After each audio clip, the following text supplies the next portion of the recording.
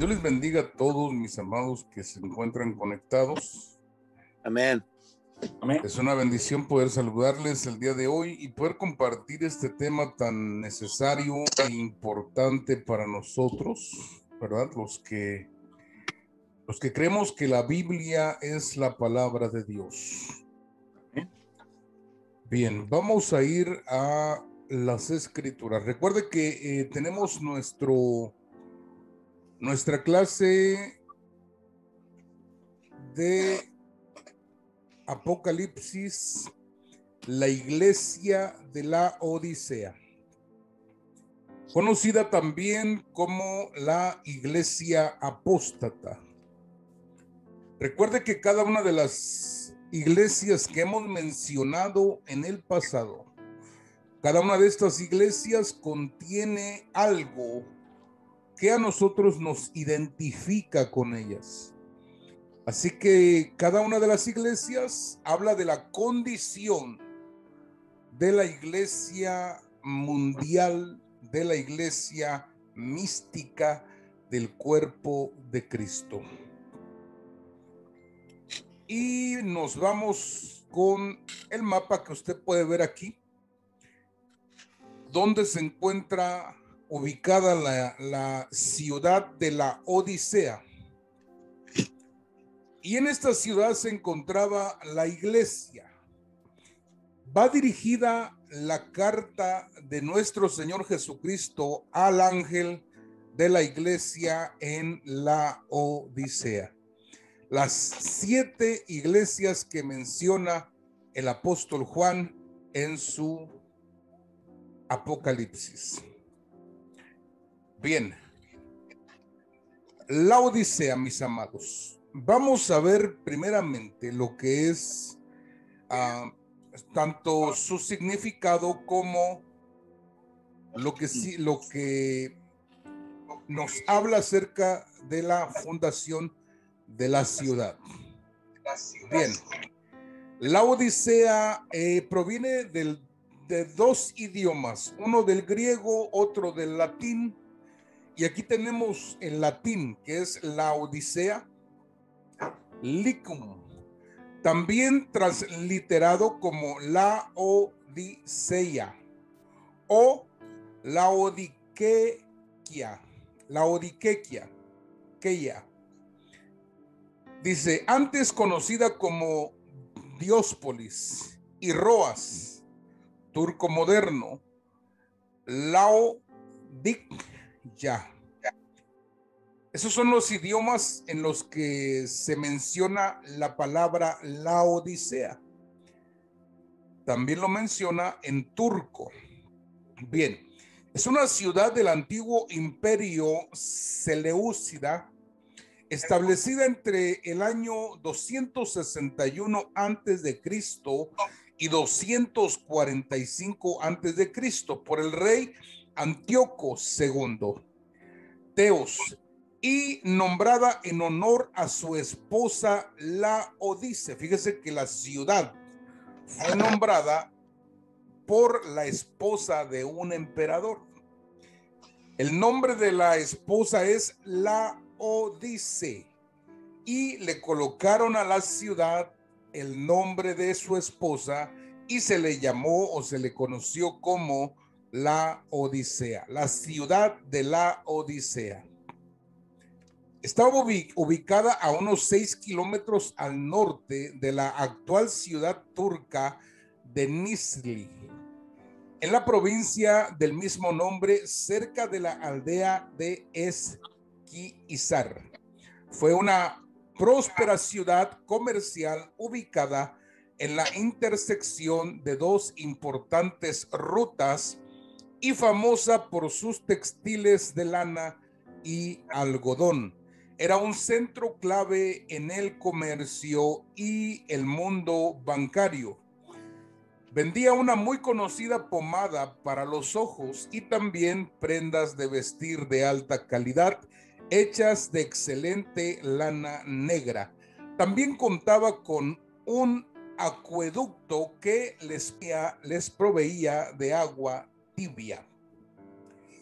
Fíjese, esto es interesante, mis amados, lo que nosotros estamos leyendo acerca de la ciudad de la Odisea, ya que esta ciudad, mis amados, se convirtió en un tiempo en el centro bancario mundial de Asia Menor. Quiere decir que ahí se encontraba, mis amados, se encontraba un movimiento económico muy poderoso. Un ejemplo, hoy tenemos países donde se mueve toda esa riqueza mundial, países como Suecia, a países como Estados Unidos, en Nueva York, donde allá se maneja, usted sabe, la economía también del mundo. De manera que la ciudad era demasiado importante en aquellos tiempos. Había mucho oro.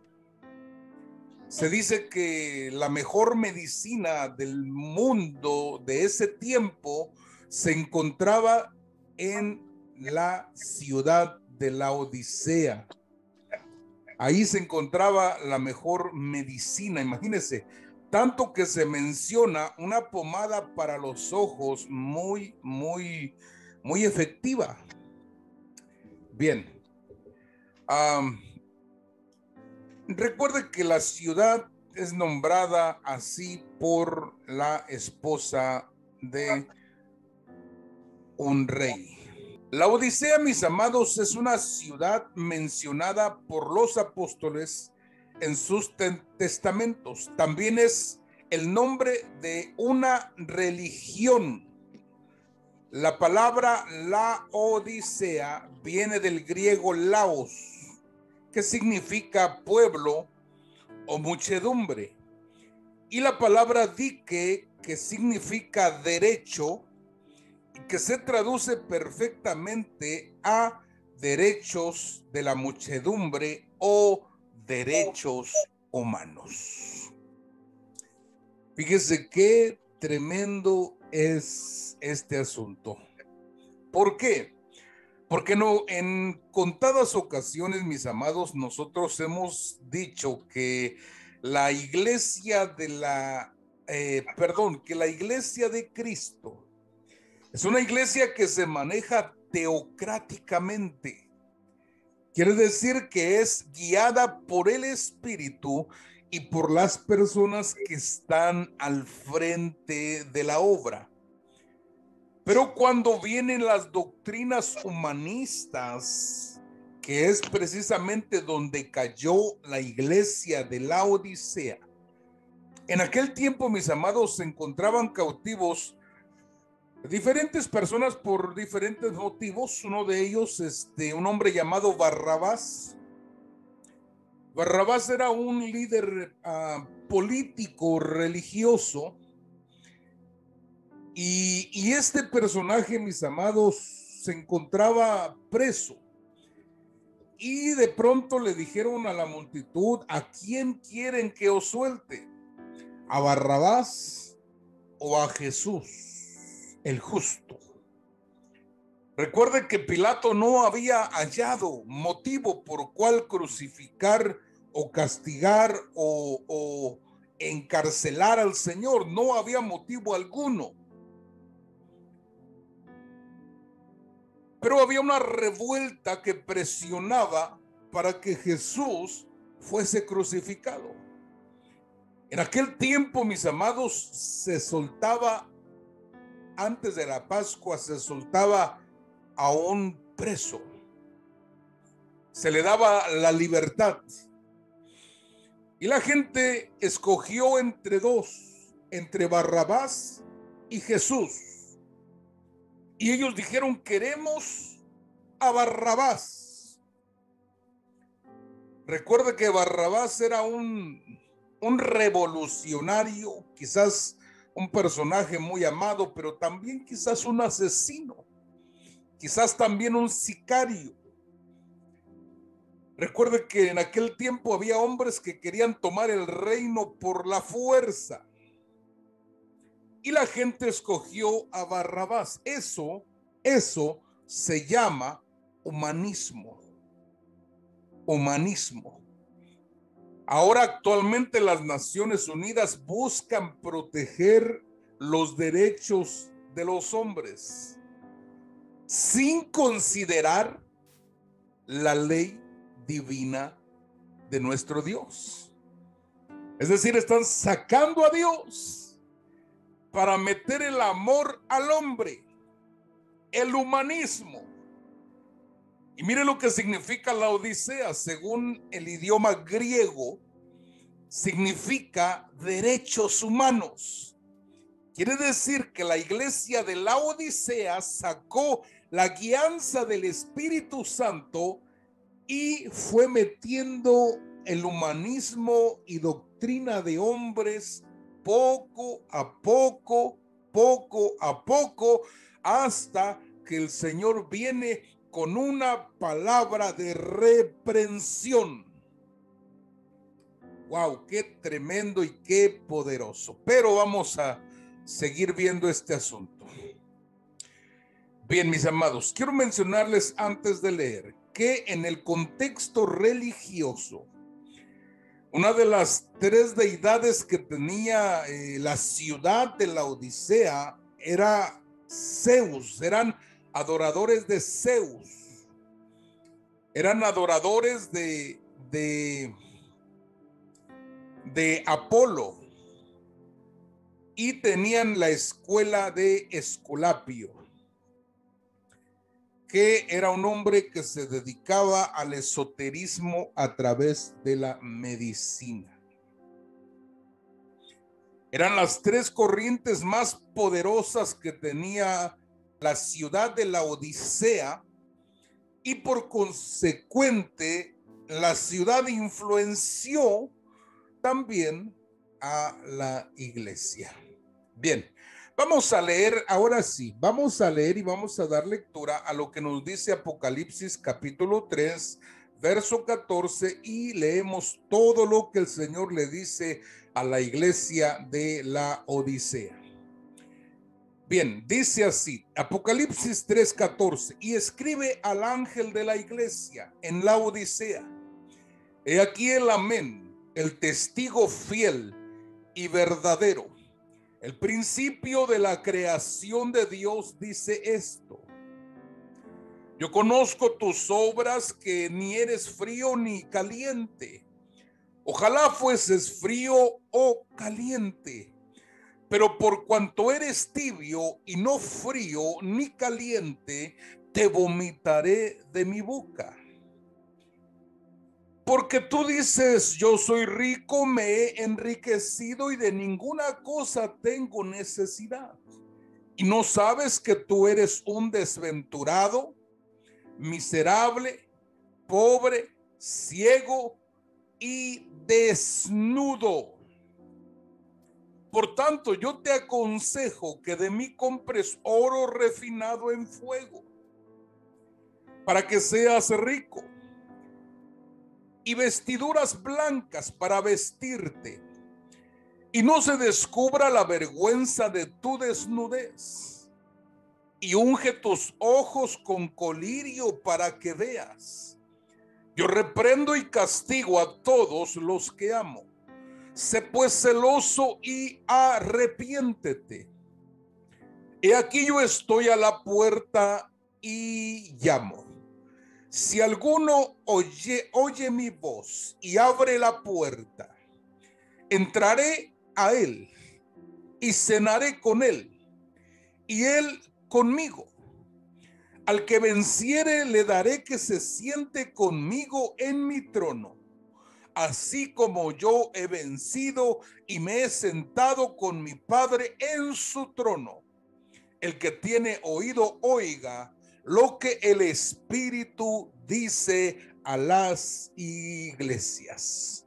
Wow, tremendo mensaje, tremenda epístola del Señor para la iglesia de la Odisea. Recuerde que todos mis amados estudiantes, mis amados hermanos y pastores, todos todos tenemos algo de cada iglesia. Todos en algún momento somos o fuimos efesianos. Escuche bien, fuimos de la iglesia de Pérgamo, de Tiatira, de Sardis. Fuimos de la iglesia de, uh, de la Odisea, ¿sí?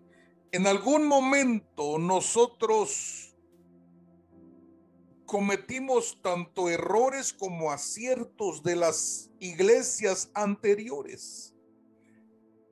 Es por eso que usted debe de atesorar el consejo de cada iglesia, la administración que le da el Señor, la observación que hace, las sentencias que el Señor menciona. Todo tiene que ser bien analizado por nosotros.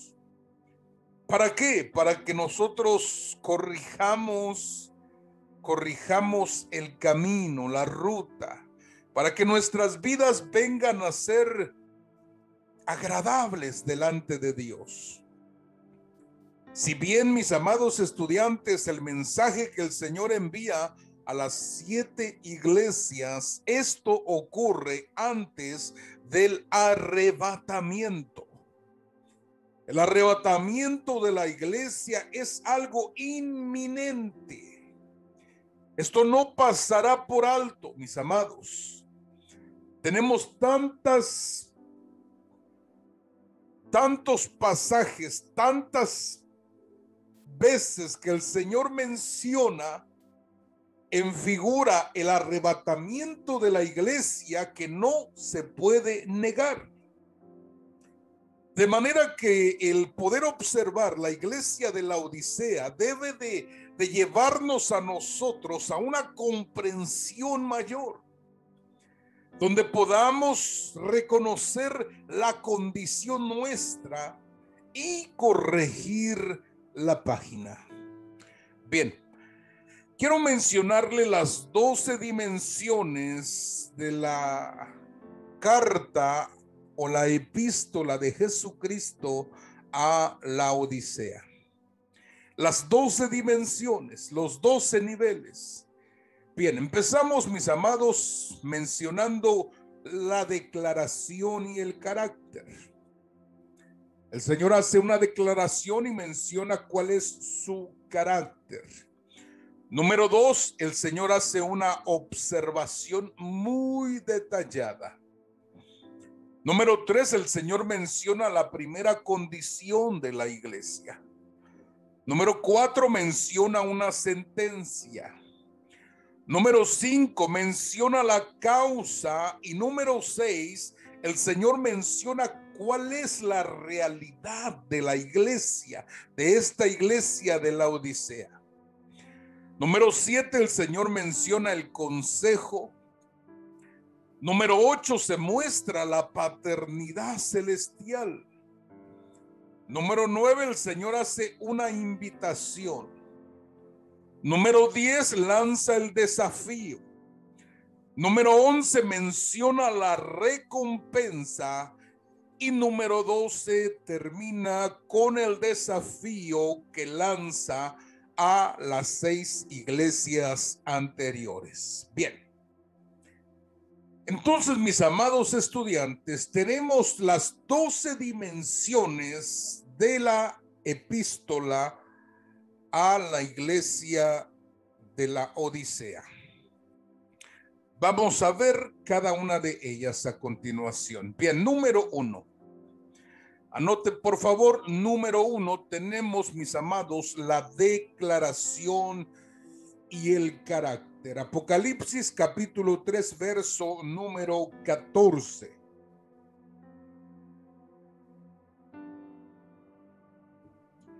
Dice lo siguiente: y escribe al ángel de la iglesia en la Odisea.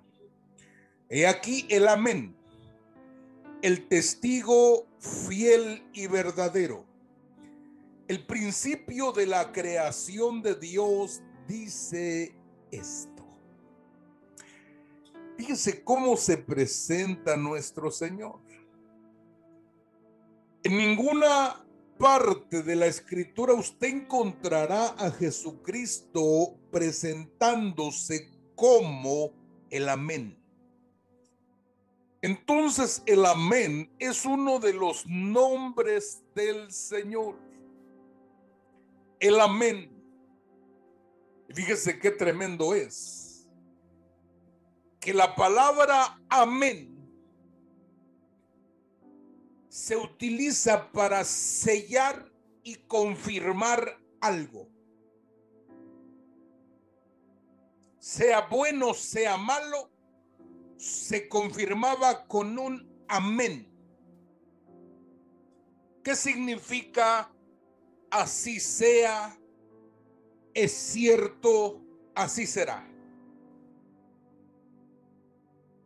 Pero cuando viene de la boca de Dios, ay, ay, ay, cuando viene de la boca del Señor, mire, yo quiero que usted vea esto. El amén se convierte en la garantía de Dios a la palabra que Él está hablando. El amén es la garantía. Si el Señor nos está dando la oportunidad como iglesia de corregir lo malo, desecharlo y comenzar a dar pasos agradables, excelentes para el Señor. ¿Por qué? Porque lo que viene más adelante, mis amados, es un reino para reinar. Por eso es que al final dice: el que venciere se sentará conmigo en mi trono, como yo me he sentado con mi Padre. Sentarse en el trono es autoridad delegada para reinar. Entonces el amén es la garantía de Dios. Nosotros muchas veces como predicadores utilizamos el amén para preguntar si está de acuerdo. Y quizás lo utilizamos como una muleta. Quizás lo utilizamos como una palabra de relleno. ¿Quién sabe? Pero es algo que tenemos que entender, que el amén es una garantía de Dios y es una afirmación, y jamás el amén será una pregunta. A veces decimos amén, iglesia. Estamos haciendo del amén una pregunta, y el amén no es una pregunta. El amén es una confirmación que no tiene lugar a la duda ni a la pregunta, sino a la afirmación. Por eso Jesucristo es el amén de Dios. Es el sello, es la garantía, es el que dice así será o así es. Número 2, el Señor se presenta como el testigo fiel y verdadero. Porque recuerde que al Señor le llevaron testigos falsos. Al maestro le presentaron testigos falsos en su juicio. Gente que habló mentira, pero aquí viene el testigo fiel y verdadero.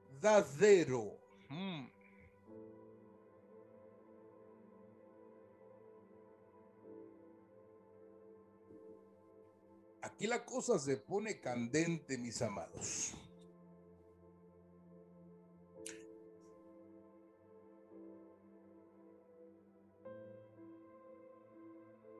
¿Por qué la cosa se pone candente? Y le voy a explicar. Cuando venga, mis amados, el juicio del gran trono blanco que menciona Juan, que es el juicio del Padre, donde todos van a resucitar y donde todos serán entregados al lago de fuego. En ese gran trono no habrá salvación, sino condenación. Entonces el Padre va a ser un fiscal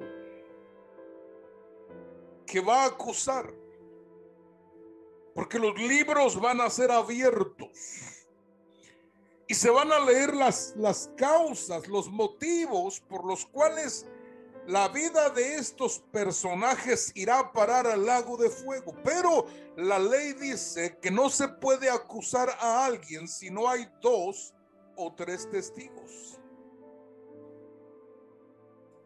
¿Y quién se imagina usted que serán los testigos del Padre? Pastor Armando, ayúdame, hijo. ¿Quién te imaginas tú que será testigo en ese juicio? El Señor Jesucristo, no cabe ¿Y quién la duda. más? Tiene que haber 2 o 3 testigos. ¿Quién más será el otro testigo? Hablamos del Espíritu Santo. Correcto. Correcto. Es el Hijo y el Espíritu Santo serán testigos. ¿Por qué? Porque el Hijo es Dios y todo lo ve. El Espíritu Santo es Dios y todo lo ve y todo lo sabe. Y el Padre es Dios y todo lo ve y todo lo sabe. De manera que habrá testigos para juicio de perdición. La Biblia dice: bienaventurado el que tiene parte en la primera resurrección, porque la segunda resurrección no tiene potestad sobre él. ¿Por qué? Porque la segunda resurrección será para condenación. Entonces, dése cuenta quién es el que está hablando. Está hablando el amén, la garantía de Dios. Lo que Él promete lo cumple. Está hablando el testigo fiel y verdadero, el que estará en el juicio, porque Él ha visto todo nuestro caminar. Pero también el principio de la creación, el que conoce todas las cosas, porque Él es el alfa, Él es la taú, Él es el principio de toda creación y el que conoce todas las cosas. ¡Qué presentación más poderosa! Oiga, esto es para caer de rodillas al leer esta carta. Número 2, la observación. Recuerde que la observación, el Señor le dice a las 6 iglesias anteriores: yo conozco, la Odisea no está exenta. Y el Señor le dice a la Odisea: yo discierno claramente tus obras. ¿Cuáles son sus obras? No es frío ni es caliente. Ojalá fueses frío o caliente. Y eso nos habla de 3 temperaturas espirituales. O es frío, o es tibio, o se es caliente, fervoroso, ferviente. Note usted: yo conozco tus obras. Dice el Señor: yo discierno claramente. y he encontrado una tibieza espiritual. La Odisea sufría de una condición de tibieza, obras tibias. Qué tremendo. Porque se menciona, mis amados, que geográficamente la iglesia de la Odisea se encontraba la iglesia en una zona donde había aguas termales. Y las aguas tibias, mis amados, eran las que llegaban a la Odisea. Y esas son comparadas con las obras de la iglesia. Y lo tibio, mis amados estudiantes, nadie lo quiere. Nadie lo quiere. Porque no sabe bueno. Sea comida, sea bebida, no sabe bueno. Por lo regular, nosotros optamos por cosas frías, frescas o cosas calientes, pero no en un término medio, a excepción de algunas personas. Pero vamos a mencionar el origen de esto a continuación. Número 3, mis amados. La condición primera. El Señor menciona la condición primera de esta iglesia, la Odisea. La condición primera, Apocalipsis capítulo 3 y verso 15. Yo conozco tus obras, que ni eres frío ni caliente. Ojalá fueses frío o caliente. Se menciona la primer condición de la iglesia, lo que el Señor está viendo. Lo interesante de esto, mis amados, es que había un lugar llamado Hierápolis. Este lugar era una zona volcánica. Esta agua que bajaba, mis amados, hacia Colosas y la Odisea, cuando llegaba a la ciudad de Colosas, llegaba fría y era buena y rica para beberla. Pero cuando pasaba por Hierápolis, continuaba su camino hacia la Odisea y el agua llegaba tibia. Y el agua pasaba por los minerales volcánicos. Y estos minerales volcánicos prácticamente contaminaban el agua, de manera que cuando se bebía el agua era tibia y los minerales eran tan fuertes que producían enfermedades estomacales. He conocido algunos lugares, mis amados, donde pueblos enteros, la gente carece de sus dientes,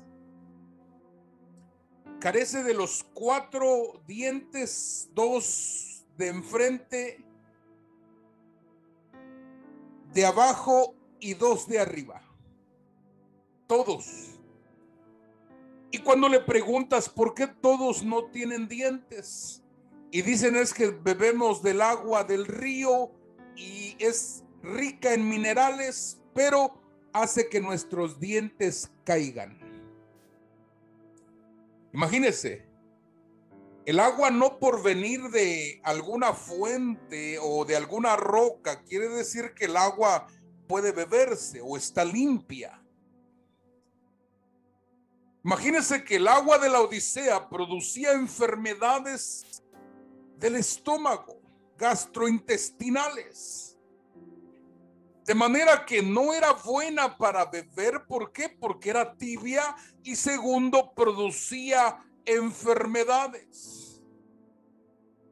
Y le dice el Señor, yo quiero que mejor estés fría o estés caliente que encontrarte tibia y que no puedan beberte. Que produzcas enfermedades en vez de producir algo bueno, solo cosas malas estás produciendo. Qué tremenda comparación y qué tremenda reprensión. Fíjese que la iglesia de Laodicea es conocida como la iglesia apóstata. La iglesia apóstata significa que está negando al Señor o está desechando al Señor o está alejándose del Señor. Qué tremendo es, porque ninguna de las otras iglesias está pasando por una crisis tan terrible, una crisis interna como la iglesia de Laodicea. Sus obras dan asco. Sus obras son dignas de ser vomitadas. ¿Se da cuenta? Los médicos, mis amados, para que una persona pueda desechar lo que ha comido, ya sea algunos medicamentos, provocan el vómito con agua tibia. Y el agua tibia les provoca vomitar. Ahora imagínense la comparación que hace el maestro con la iglesia de Laodicea.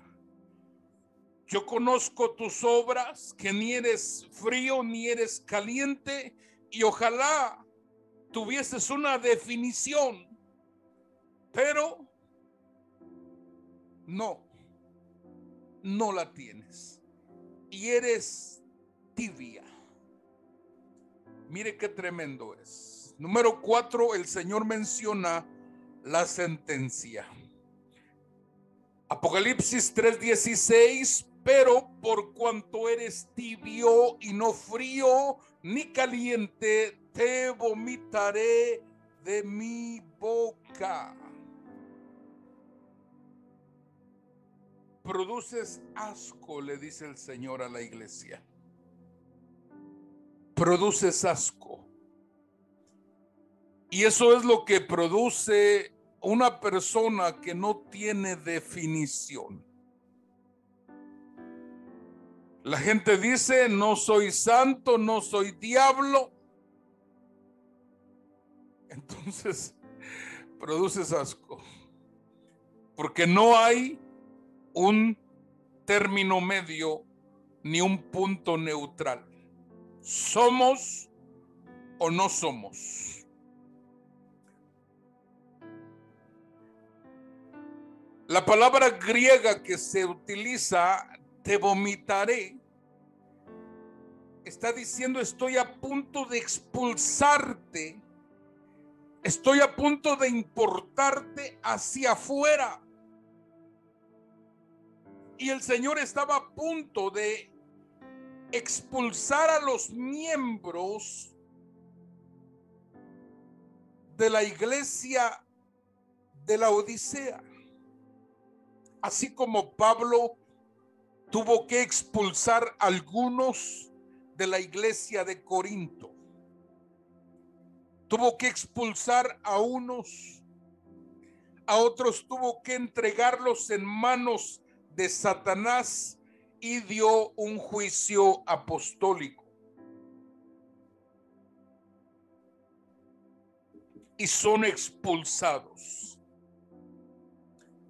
Qué fuerte es esto. La sentencia es te vomitaré de mi boca y serás importado hacia afuera.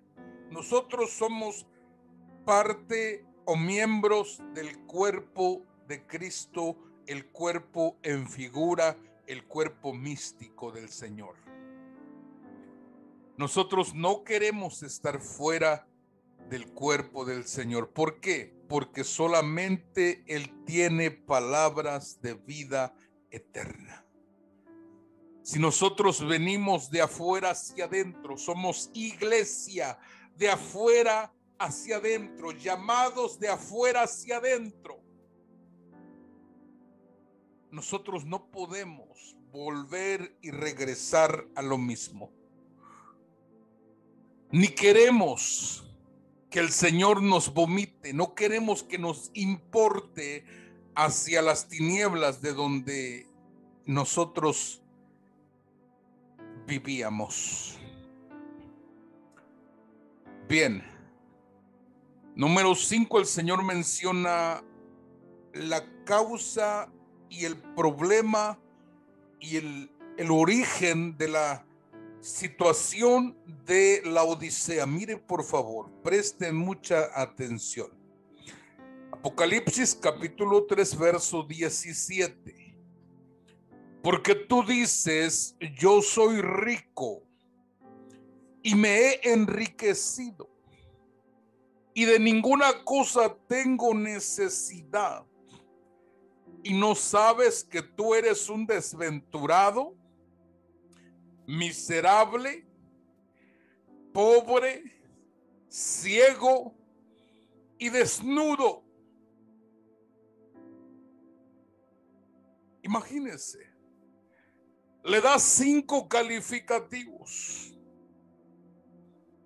pero le menciona cuál es el origen de su problema. Y la iglesia se volvió autosuficiente.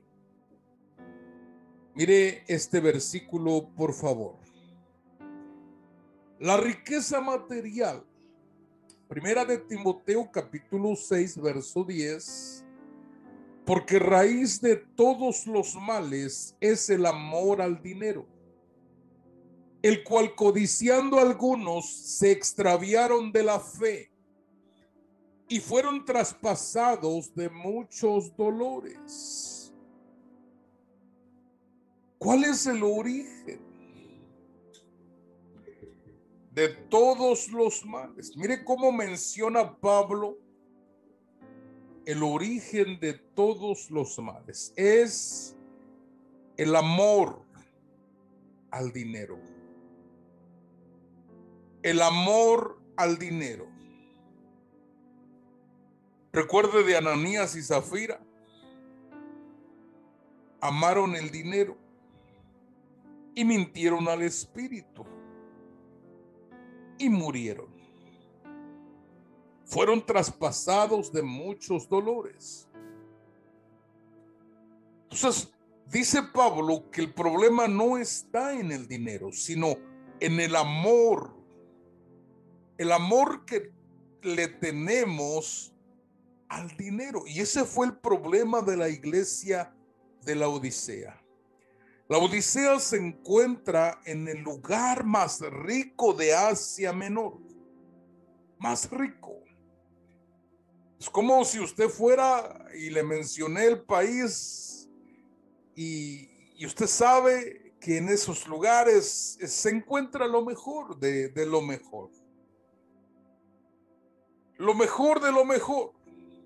Pero se menciona que la población tiene un problema generalizado en aquel país. Y dice que todos tienen envidia unos de otros. Y se pregunta, ¿qué carro tienes? ¿Cuánto ganas? ¿En qué trabajas? ¿Cuál es tu casa?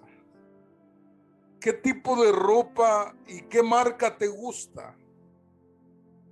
¿A dónde viajas en tus tiempos libres? ¿A dónde vacacionas? Y todo es relacionado a la economía, economía, economía, economía, economía, economía. Todo está relacionado con economía. Y la economía no es mala cuando no se ha colocado el amor allí.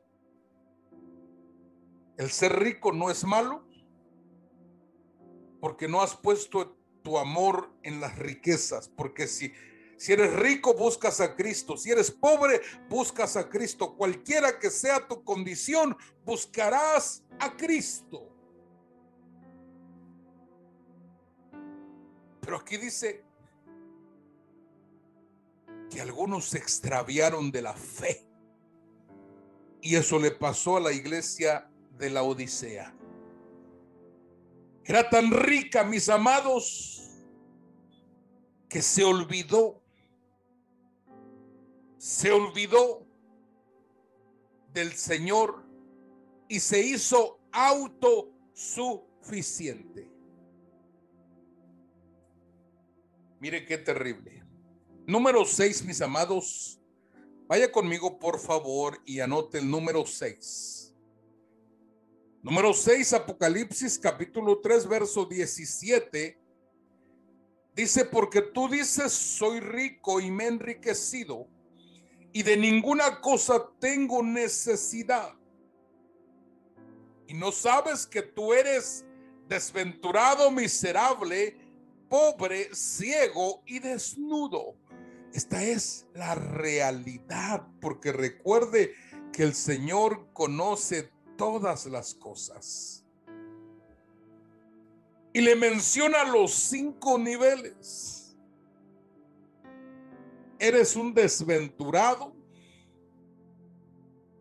eres un miserable, un pobre, un ciego y estás desnudo. Qué tremendo es. Yo le voy a tocar un tema que habla de los 5 ministerios que se le conoce como antiministerios, porque existen los ministerios y los antiministerios, que hablan del apóstol, el profeta, el evangelista, el pastor y el maestro, en estos 5 calificativos que el Señor le da a la iglesia de la Odisea. Pero esta es la realidad de la iglesia.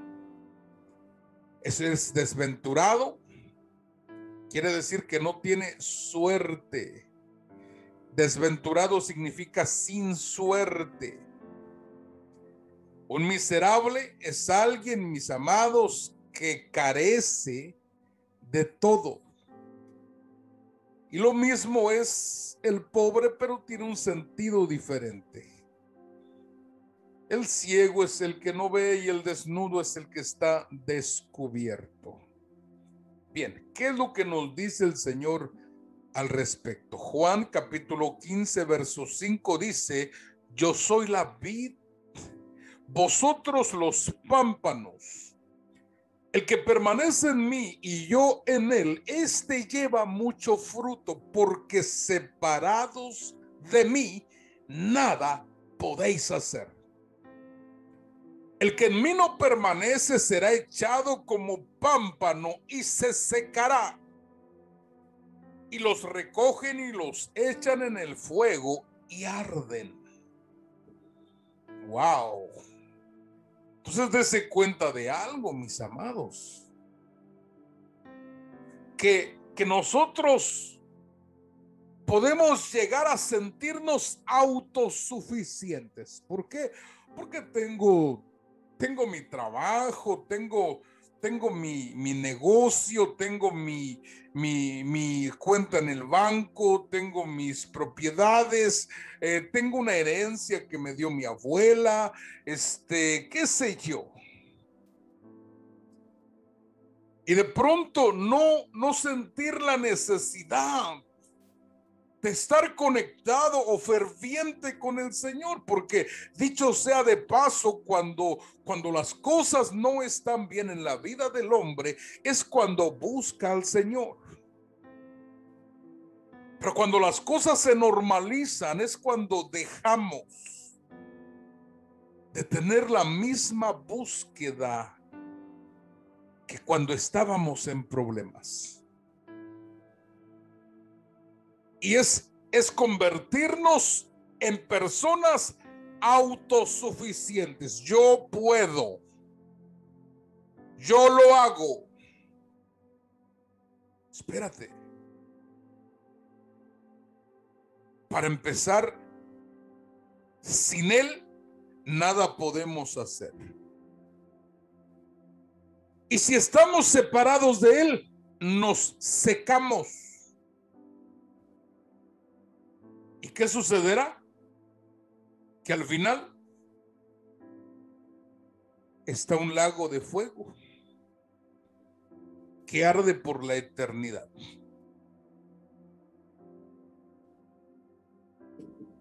Entonces dése cuenta el peligro de sentirme autosuficiente. Este año 2021 hemos declarado en el mes de enero que nosotros seríamos totalmente dependientes del Señor. Porque a veces inconscientemente no lo somos. Inconscientemente nosotros creemos en saber solucionar ciertos problemas. Confiamos en la experiencia que tenemos. Confiamos en las fuerzas que tenemos. Entró el año 2021 y la gente sigue muriendo, sigue muriendo, sigue muriendo y sigue muriendo. Ya no por el virus, ahora por las bombas y otros por el virus. ¿Y hasta cuándo nos volveremos dependientes totales del Señor? Decirle, Señor, sin ti yo nada puedo hacer. Jesús dijo, separados de mí, nada podéis hacer. Yo soy la vid, vosotros sois los pámpanos. Tenemos que estar unidos a la rica savia que nos provee la vid para vivir. Y no para secarnos, ni tampoco para ser echados en el fuego.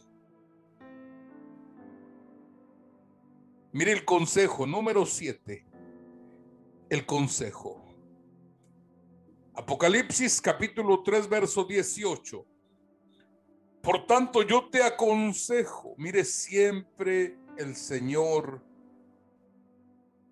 guiándonos por el buen camino.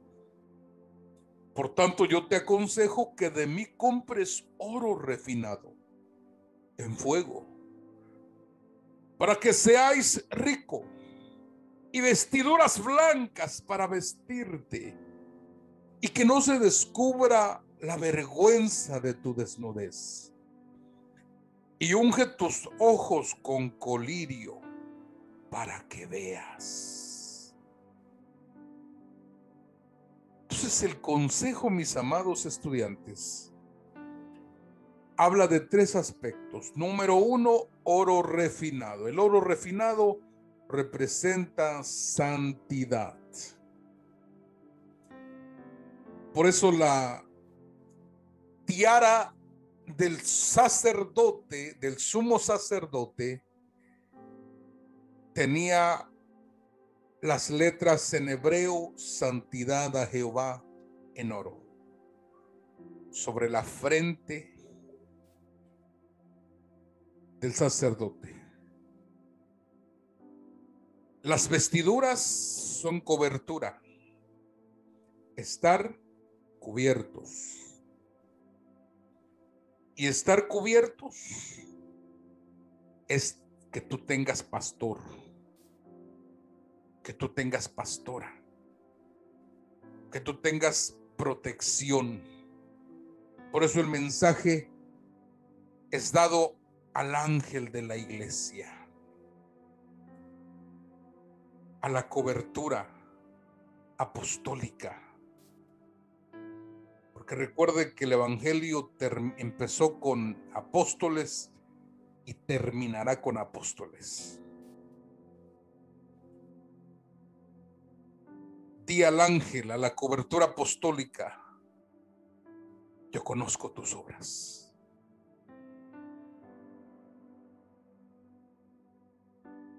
No somos absolutos, no somos independientes. Somos un cuerpo. Y un cuerpo tiene diferentes miembros. Y los diferentes miembros tienen diferentes funciones. Que no las entiendas, ese es otro boleto. Pero somos un cuerpo. ¿Por qué criticarnos unos a otros? ¿Por qué hablar mal de otros? ¿Por qué menospreciar a otros cuando no somos autosuficientes, sino dependientes unos de otros y dependientes del Señor? Pues el tema de cobertura, mis amados, es serio. Que no se comprenda por la ignorancia es otro asunto. Pero también hay colirio, y el colirio es el discernimiento. Colirio es discernimiento espiritual. Discernimiento es separar lo bueno de lo malo. Uno de los dones del Espíritu Santo, el discernimiento, para ver con claridad lo que es de Dios y lo que no es de Dios. Número 8, la paternidad. Es la paternidad divina. Apocalipsis capítulo 3 verso 19 dice: yo reprendo y castigo a todos los que amo. Sé pues celoso y arrepiéntete.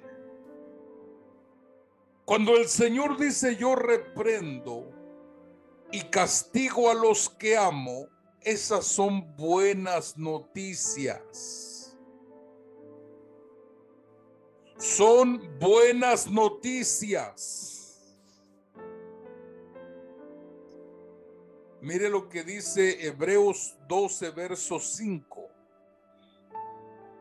¿Ya habéis olvidado la exhortación que como a hijos se os dirige? Diciendo: hijo mío, no menospreciéis la disciplina del Señor, ni desmayes cuando eres reprendido por él.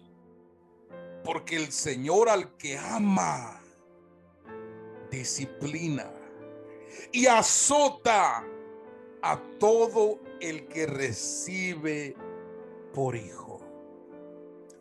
Mire el amor de Dios para la iglesia de la Odisea. Es el amor, la paciencia. Por eso dice la Escritura: yo reprendo y castigo. Recuerde que el castigo no es para destrucción, sino para corrección. Yo reprendo y castigo a todos los que amo. Por eso, que no me reprenda, eso es preocupante. Que no me castigue, eso es preocupante. ¿Por qué? Porque Él solo reprende y castiga ¿a quiénes? A los hijos, a las hijas. Sé pues celoso y arrepiéntete. Verso 9. Perdón. Punto número 9. La invitación, Apocalipsis 3:20. He aquí yo estoy a la puerta y llamo. Si alguno oye mi voz, mire qué misericordia. He aquí yo estoy a la puerta y llamo. Si alguno oye mi voz y abre la puerta, entraré en él y cenaré con él y él conmigo. Esto habla de la paciencia, de la misericordia, del amor, para que la iglesia se vuelva. Es el clamor del amado en Cantar de los Cantares, capítulo 5, verso 2. Dice la esposa o la amada: yo dormía, pero mi corazón velaba. Es la voz de mi amado que llama.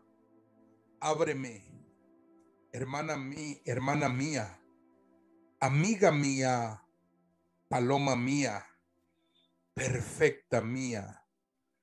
Porque mi cabeza está llena de rocío, mis cabellos de las gotas de la noche. Y ella contesta: me he desnudado de mi ropa. ¿Cómo me he de vestir? He lavado mis pies, ¿cómo los he de ensuciar? Es una iglesia que se siente autosuficiente, que cree que no necesita el amor de su amado. Y cuando ella se levantó, el amado se había ido. Que esto no nos pase, iglesia de Cristo, que esto no nos pase a nosotros.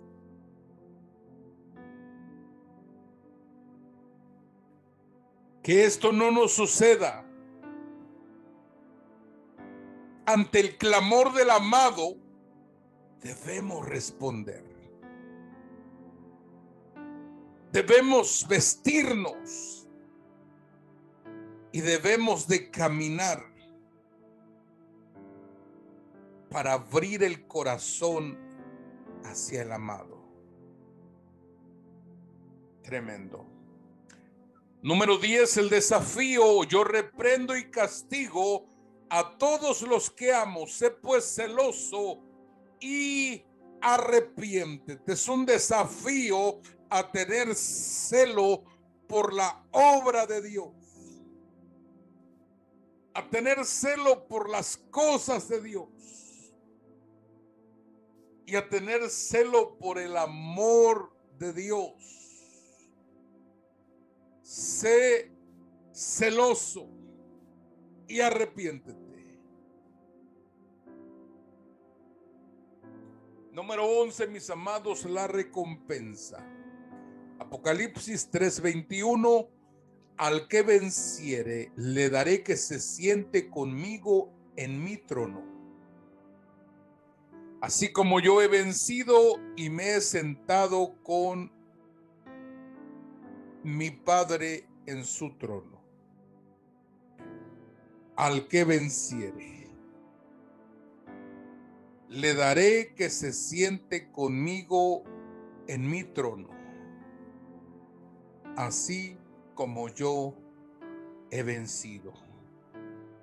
Lo hemos repetido en cada una de las iglesias. Tenemos el ADN de Jesucristo, el ADN que nos hace seres con capacidad de vencer. Y nos sentaremos con el Señor para reinar y para juzgar las cosas. Recuerde que somos herederos y coherederos con Jesucristo del reino. Y el reino necesita ser gobernado. El reino necesita ser ministrado. Y nosotros con Jesucristo estaremos reinando por la eternidad, atendiendo los negocios de nuestro Padre. Número 2, el desafío final. Apocalipsis 3:22, el que tiene oído, oiga lo que el Espíritu dice a las iglesias. El que tiene oído, oiga lo que el Espíritu está diciendo. ¿A quiénes? ¿A la iglesia? No, a las iglesias. Porque las 7 iglesias son la condición de la iglesia mundial que ha sido lavada con la sangre de Jesucristo. Y tú y yo somos parte de la iglesia mundial lavada y regenerada con la sangre y el Espíritu de Dios. La sangre de Cristo y el Espíritu de Dios. Hemos sido lavados, regenerados, pero a esta altura de el Kairos, nosotros tenemos una condición delante del Señor. Y Él dice: sé celoso y arrepiéntete. Vuelve el Señor a mencionar arrepentimiento. Mis amados, nosotros no somos autosuficientes. Nos necesitamos unos a otros. Yo necesito de usted, usted necesita de mí, y todos nos necesitamos unos a otros. Yo necesito de sus oraciones, usted necesita de mis oraciones. Yo necesito lo que el Espíritu ha depositado sobre usted, y usted necesita lo que el Espíritu ha depositado sobre mí para impartirlo para usted. Así que somos deudores y somos necesitados unos de otros. Bien, preguntas, mis amados estudiantes, pastores y hermanos. Preguntas que tengan, dudas, inquietudes.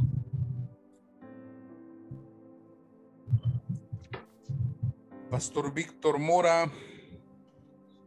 No, estoy bien, está muy largo el tema. Ya preguntaré, porque está muy intenso, pero sí me iba a quedar. Muy bien. Muy bien, Pastor Víctor. ¿Alguno que tenga alguna duda, inquietud? Pastor, a mí me da, cuando leía yo el libro ese de el que leyó ahorita usted, Cantar de los Cantares, yo nunca le entendía y entendía cosas muy raras. Pero ahorita como lo explicó usted, pues ya sé qué significa. Amén. Claro que sí. Toda la escritura es profética, toda la escritura. Ajá, y sí. Está conectada desde el principio al fin. Okay. Sí, esa era mi duda nomás, pastor. Perfecto. Bueno, es una... Pastor Carlos. Amén. No, claro, está claro. Se aclararon algunas dudas que se tenían respecto a esa condición de pareja en Cantares, pero se sobreentiende que es una situación paralela por cuanto a la iglesia y por cuanto al Señor. Sí, correcto. Esa es la iglesia. En Cantares es la iglesia que se queda a la gran tribulación, porque sale a buscar a su amado, pero su amado ya no está. Le ha dado la espalda, ¿no? Ahí se aleja, definitivamente le da la espalda. Exactamente, pero viene y la busca, toca la puerta y llama. O sea, le dio su oportunidad, pero Exactamente. ella persistió en vivir esa situación de independencia, ¿no? Cuando ella va a buscar al amado, Pues ya. ella va a buscar al amado, la golpean. Los guardas de la ciudad la golpearon. Y es lo mismo que va a suceder. Los que se queden en el arrebatamiento, el anticristo los va a golpear en la gran tribulación. Es lo que significa. Tremendo.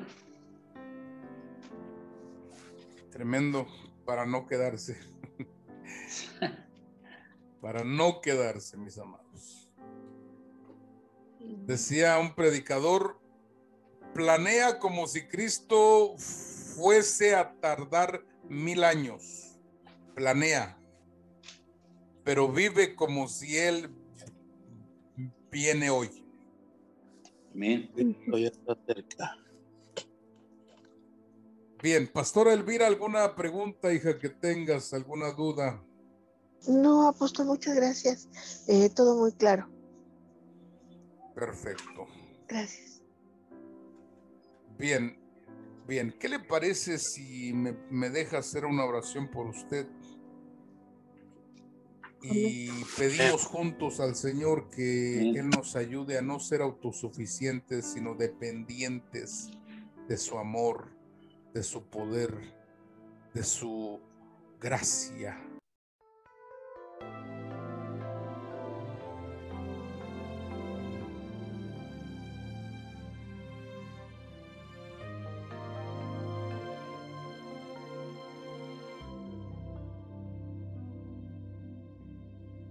Atráeme en pos de ti, corramos juntos al dulce hogar, en tu morada